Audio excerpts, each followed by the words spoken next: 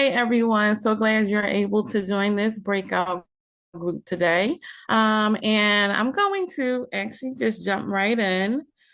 Um, I would like to start by having you guys want to share my screen. But while I'm doing that, if you have specific questions or things you want to talk through today, please put that in the chat.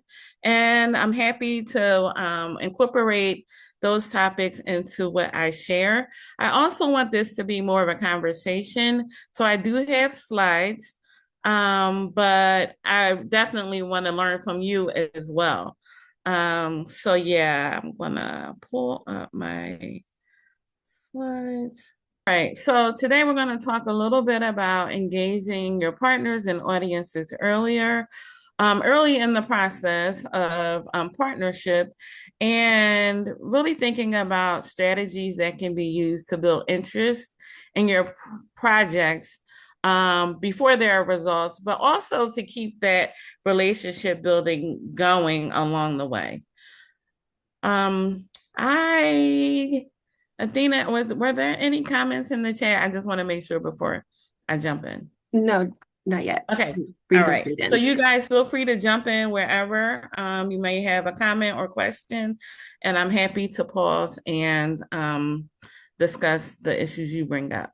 So we'll talk a little bit about why early engagement matters, talk about how this is foundational to community engagement and CBPR principles, think about strategies to build trust, and share a few examples of how I've applied this to some of my work, and then some practical strategies and tools that you may be able to use.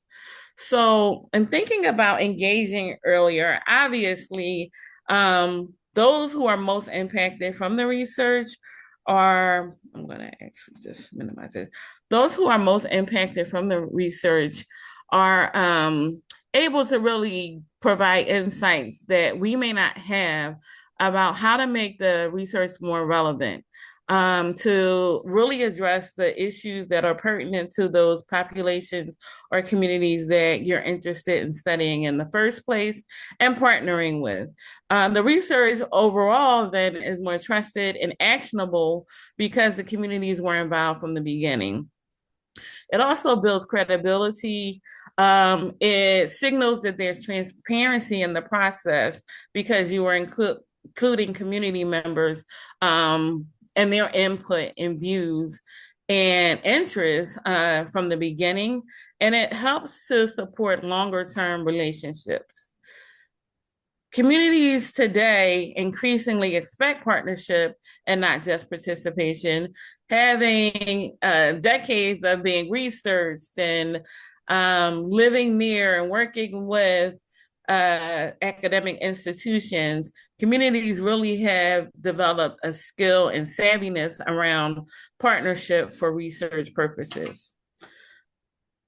Funders, of course, have increasingly required that you have authentic engagement. And I can say from a recent grant submission, we had to do up to a 5-page proof of partnership for that particular submission. And we included all sorts of documents, pictures, like everything that we can pull together to verify that we have been working with our co-investigator, community co-investigator for several years. So that's an increasing requirement from funders.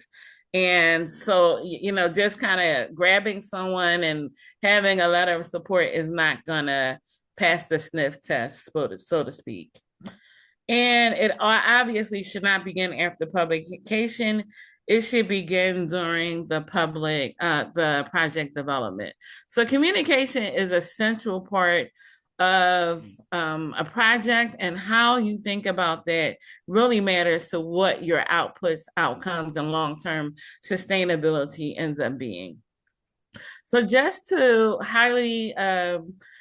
quickly highlight some of the principles of CBPR.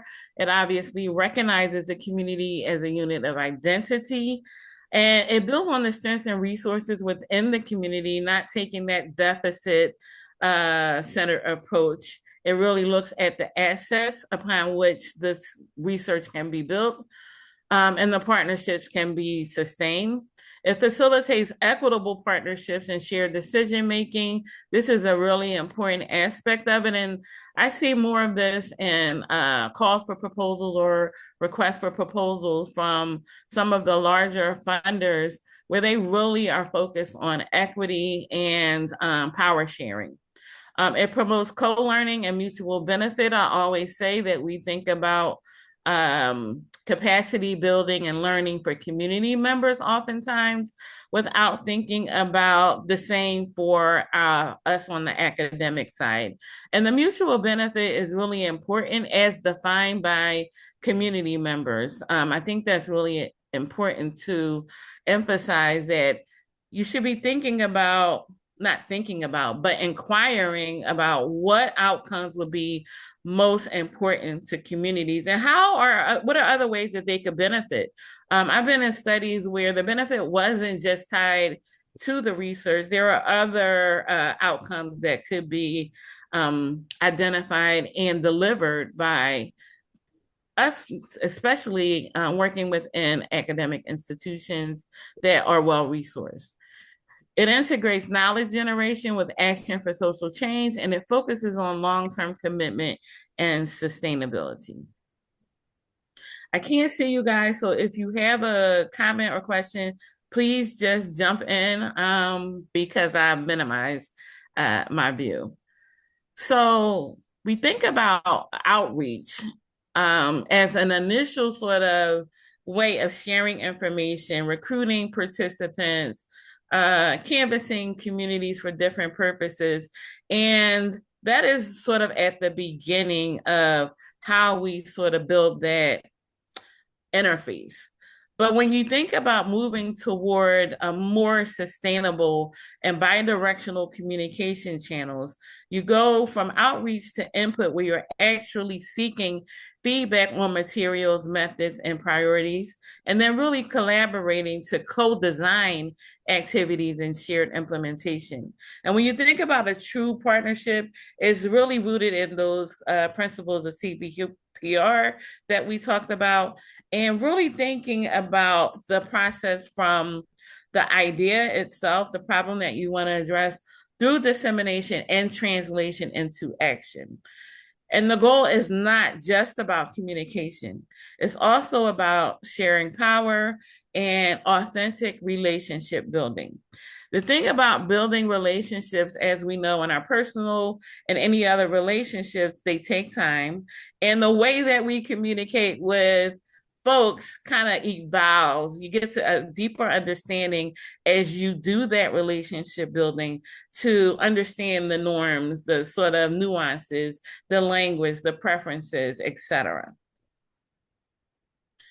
So if you think about before you have results, and sometimes there are years before you have any results for a research study, you want to try to think about ways to promote that shared power, shared decision making, trust building, and collaboration. And you can do that by involving community stakeholders when you're thinking about the idea in the first place, when you're considering what you want to study, the research questions that you want to ask, and how you design the project. I find that community members have so much insight when it comes to research design. They may not always have the technical terms to describe it, but they definitely know a framework for how to approach the research in terms of methodology, and also how to reach folks. They understand the framing of the questions in a way that we may not understand because of their lived experience, because of their understanding of the community dynamics, etc.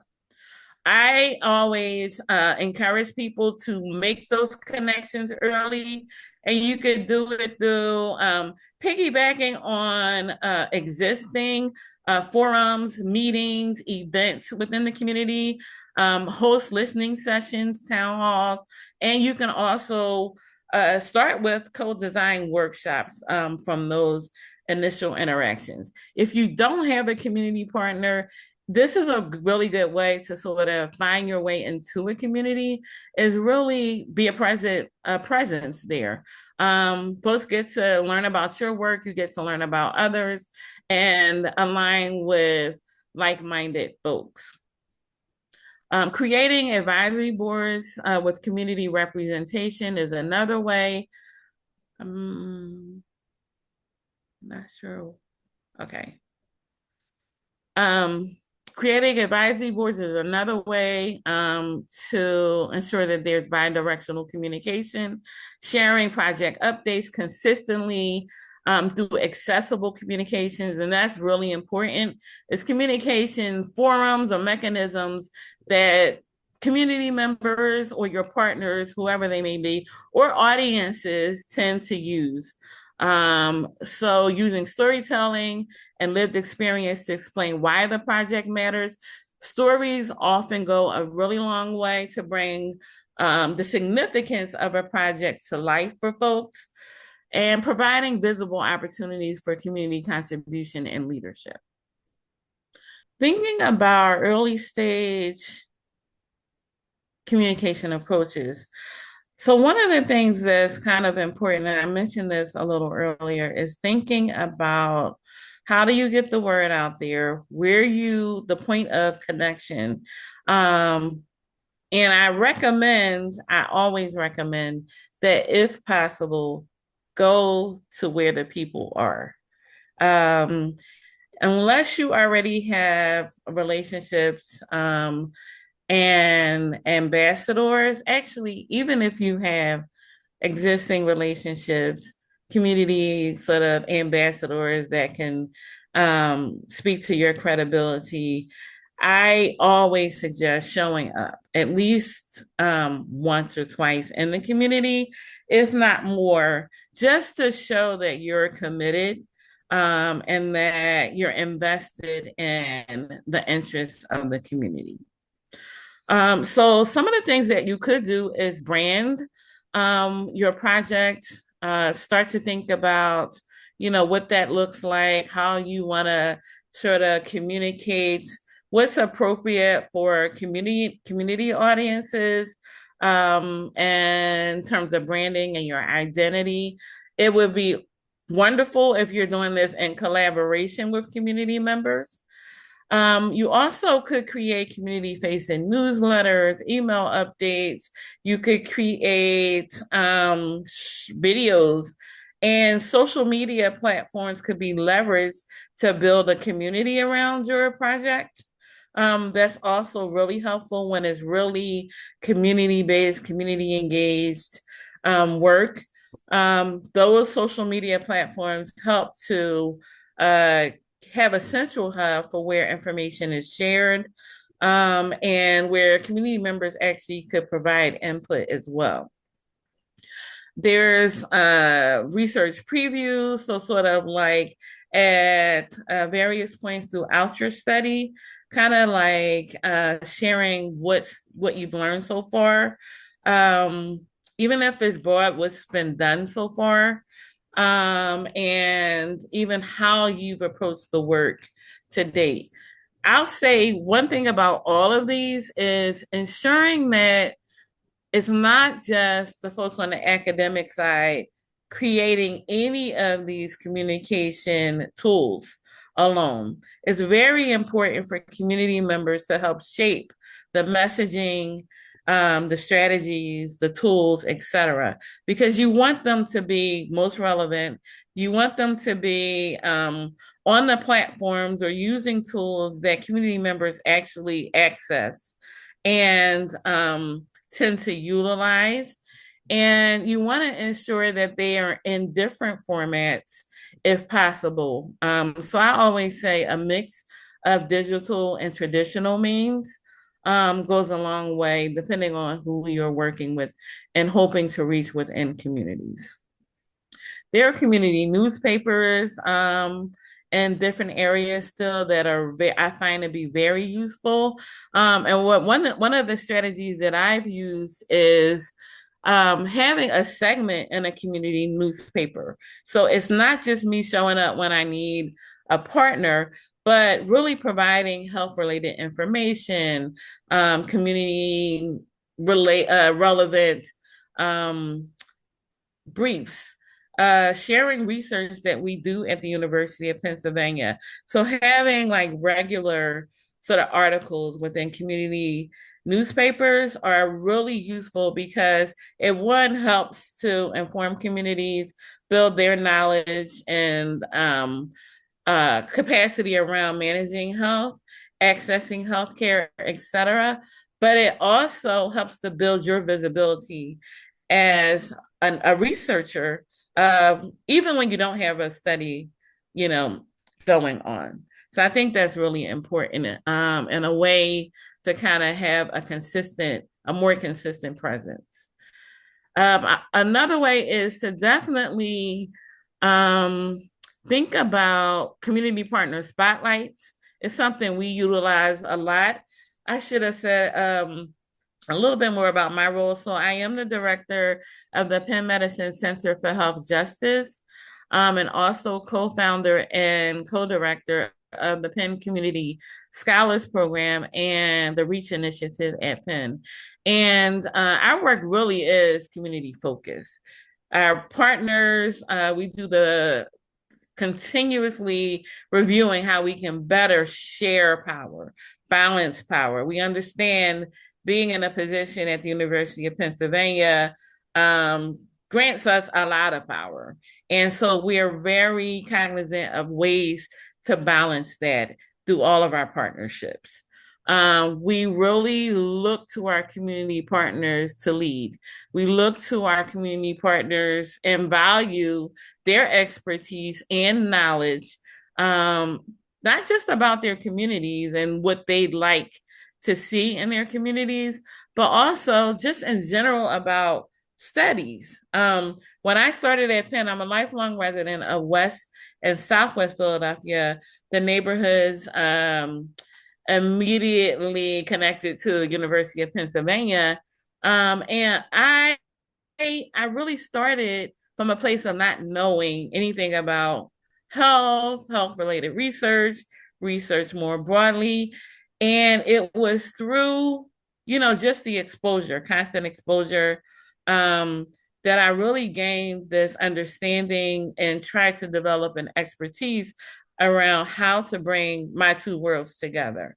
As a community member, lifelong resident, impacted by so many issues, personally, my family, my loved ones, all in these communities that have a lot of need, but also being a member for now 20 plus years of an institution that's well resourced and in some ways have been in opposition to what my community has needed. So really thinking about elevating those voices of community members, community partners, and doing that through things such as spotlights, share presentations. I can tell you that any of the academic partners that I've worked with have always said that when they deliver a presentation, it may be powerful, but once community members partner in that presentation and delivery, it just is exponential, the impact, because it's bringing that lived experience to life for people. It's a perspective that most folks just don't have access to because they're not really connecting in those ways with community members. And then finally, interactive events that can make the project visible and approachable.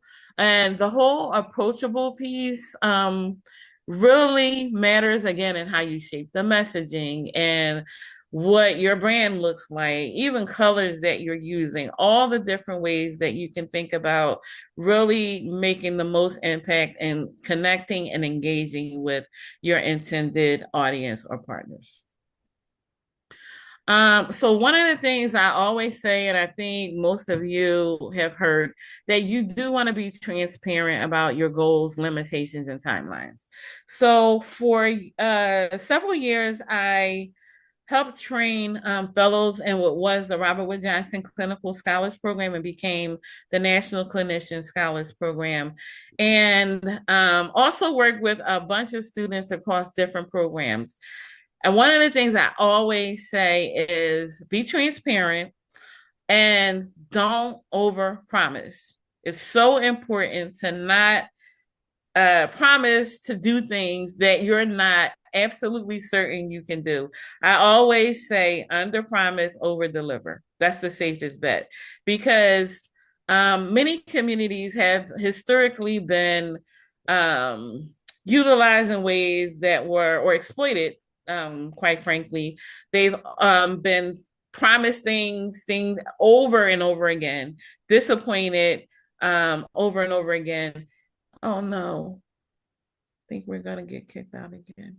I hope not. Okay. Um, and so we want to make sure that we're transparent and we are communicating clearly what we can do, timelines, limitations. That's really important.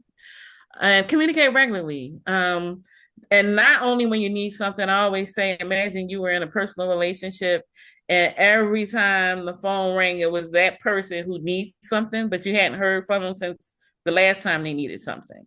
So I always say, try to communicate regularly, even if it's via email. Avoid academic jargon in your messaging and the things that you put out there, and use culturally responsive language. Respect, the communities that you're partnering with and working within. And so this is some sort of like pre-work that you need to do, right? You want to make sure that you use communication tools and channels that appeal to the partners. I remember working on a study some years ago, and everything was communicated over email, and community partners missed a lot of things because they were busy, working during the day.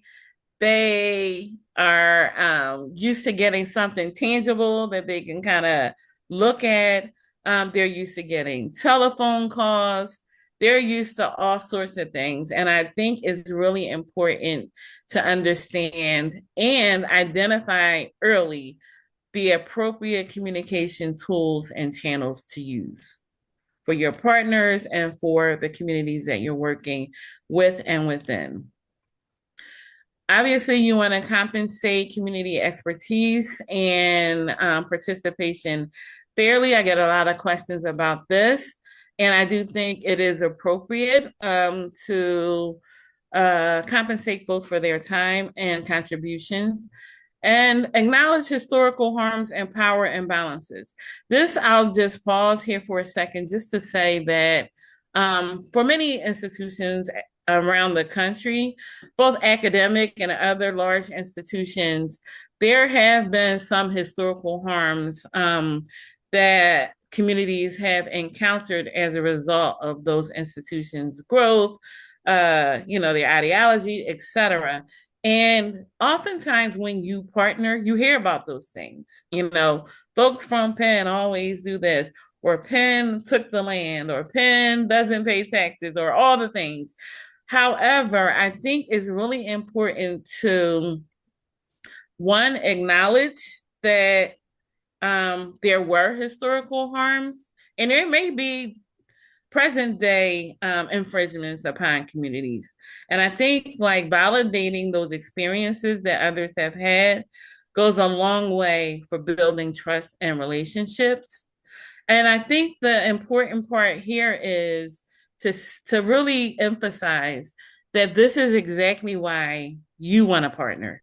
You want to change that narrative. You want folks to have a better and different experience. And you'll do that by thinking about power, thinking about community leadership, thinking about sharing resources, all the things that I mentioned earlier. So I just want to highlight that. It goes a long way in building trust.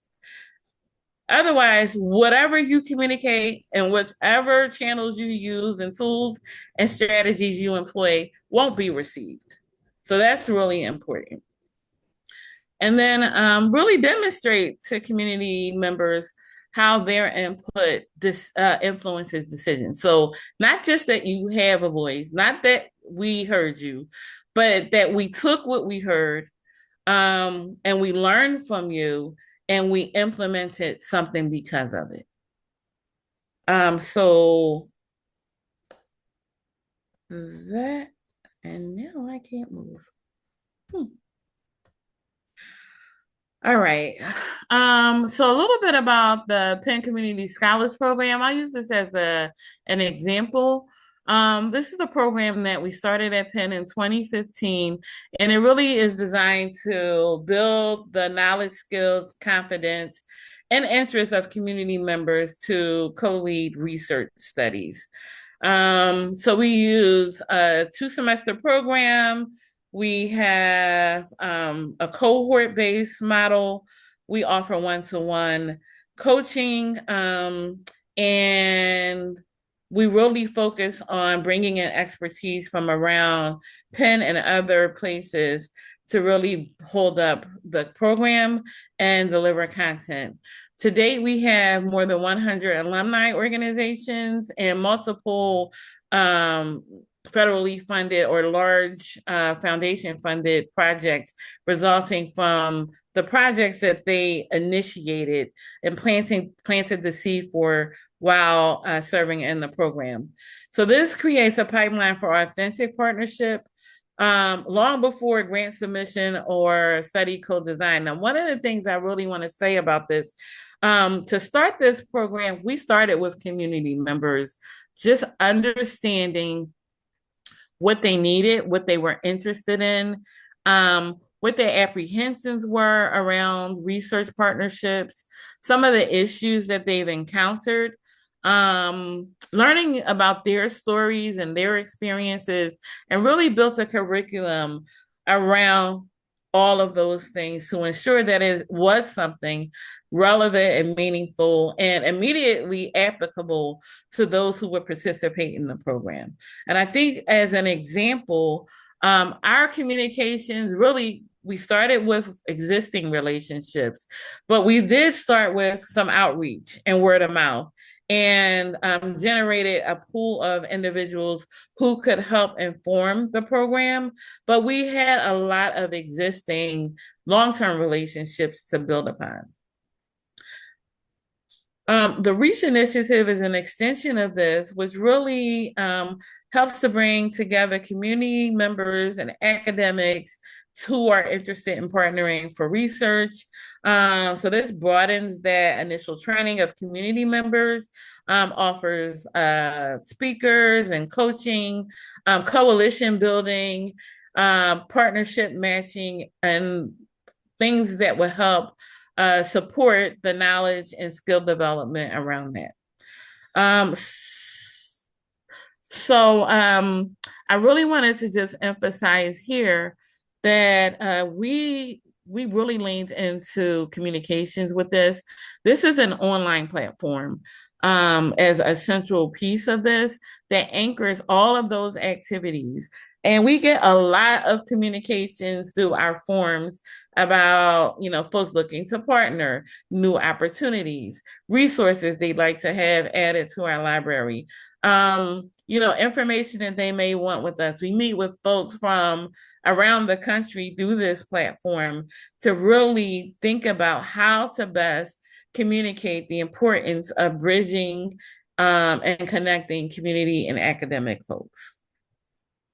So just wrapping up, we only have 5 minutes left. Communities consistently say that they want clear communication and transparency, respect for their lived experience and local expertise, and that can be demonstrated, again, in the language you use, the tools, strategies you employ, early involvement in setting priorities and defining outcomes. And I think this is really, so if you know that there's something that you may want, a proposal that you want to develop or a funding mechanism that you want to pursue, start early. You want to make sure that you build that rapport and relationship so that when it's time to write grant proposals, that you guys are already well established. You want to make sure that there's mutual benefit and visible impact.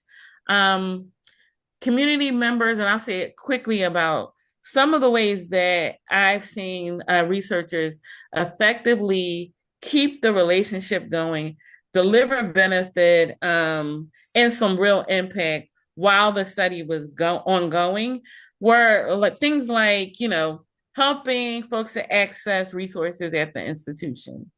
There was a shooting in West Philadelphia, and at one point, folks really said these kids need, support. They need therapy. So we had a group of therapists position themselves at a local recreation center for about a month to deliver services to the community. Those are real things. And so it's just oftentimes a matter of asking and listening. And then I mentioned all these other things. So I would just say to avoid waiting until your results are finalized to communicate. Periodically provide updates.